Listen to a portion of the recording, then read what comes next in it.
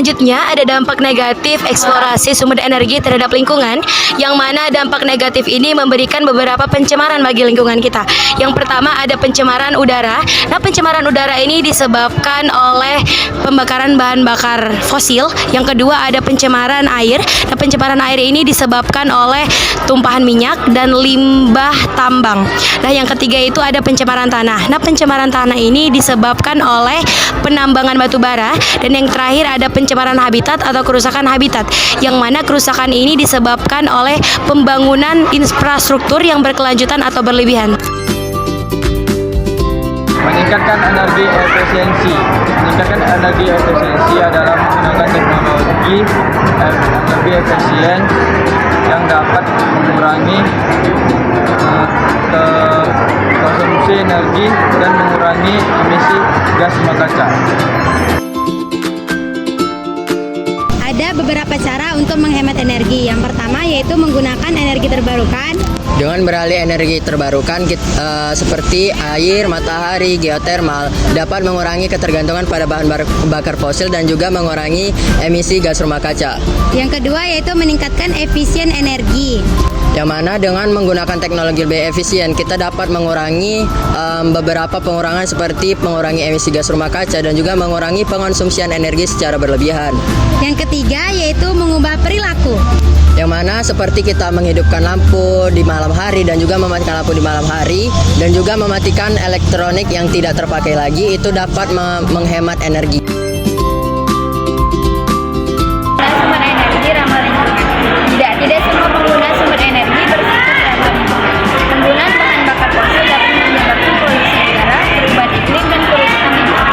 Namun penggunaan energi terbarukan dapat mengurangi dari dampak negatif tersebut dan menjaga ketergantungan lingkungan. Nah, dampak negatif dari eksploitasi dan eksplorasi sumber daya alam yaitu ada tiga. Pendekatan ekonomi yaitu untuk eksploitasi dan eksplorasi sumber daya alam yang meningkatkan penghasilan negara dan memperluas lapangan pekerjaan. Nah, yang kedua yaitu kemajuan teknologi untuk eksploitasi dan eksplorasi sumber daya alam yang mendorong kemajuan teknologi dan inovasi. Nah, yang ketiga yaitu kesejahteraan masyarakat untuk hasil eksploitasi dan eksplorasi sumber daya alam yang mendorong kesejahteraan masyarakat dan meningkatkan peningkatan akses ke sumber daya. Dampak negatifnya ada tiga. Yang pertama adalah kerusakan lingkungan.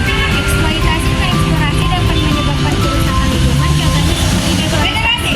Yang kedua, kehilangan keanekaragaman hayati. Eksploitasi dan eksplorasi dapat menyebabkan kehilangan keanekaragaman hayati dan dapat menyebabkan kepunahan.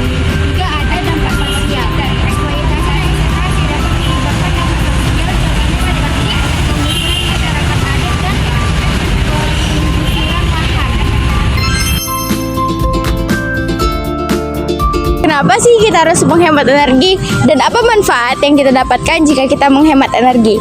Nah, banyak sekali manfaat yang kita dapatkan jika kita menghemat energi. Karena dengan menghemat energi kita dapat mengurangi emisi gas rumah kaca. Selain itu, kita juga dapat melestarikan ketersediaan energi tak terbarukan. Cara terbaik menghemat energi dengan cara menggunakan energi terbarukan. Menggunakan energi terbarukan seperti matahari dan angin dapat mengurangi ketergantungan pada energi tak terbarukan. Cara untuk menanggulangi dampak negatif eksplorasi dan penggunaan energi. Cara yang pertama, kita bisa beralih ke energi terbarukan. Kayak contohnya kita menggunakan matahari, air, angin, dan geothermal karena itu dapat mengurangi bahan bakar fosil.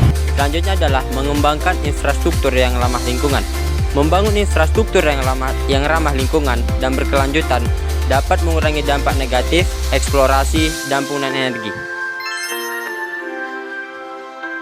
Dan berkelanjutan adalah pembangunan yang memenuhi kebutuhan saat ini tanpa mengorbankan generasi mendatang. Prinsip utamanya meliputi yang pertama keseimbangan ekonomi, sosial, dan lingkungan. Pembangunan berkelanjutan harus mempertimbangkan keseimbangan ekonomi, sosial, dan lingkungan. Yang kedua, penggunaan sumber daya alam yang bijak. pembangunan berkelanjutan harus menggunakan sumber daya alam yang bijak dan efisien. Yang ketiga, pengurangan dampak negatif. Pembangunan berkelanjutan harus mengurangi dampak negatif terhadap lingkungan dan masyarakat.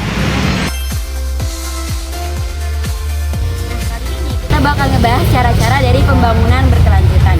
Yang pertama itu adalah penggunaan sumber daya alam terbarukan.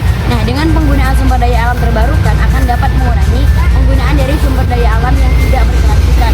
Contohnya itu penggunaan sumber daya PLTA di pesisir pantai yang memiliki angin kencang akan menghasilkan energi listrik, yang nantinya energi listrik tersebut dapat digunakan oleh masyarakat dan industri di lokasi sekitar.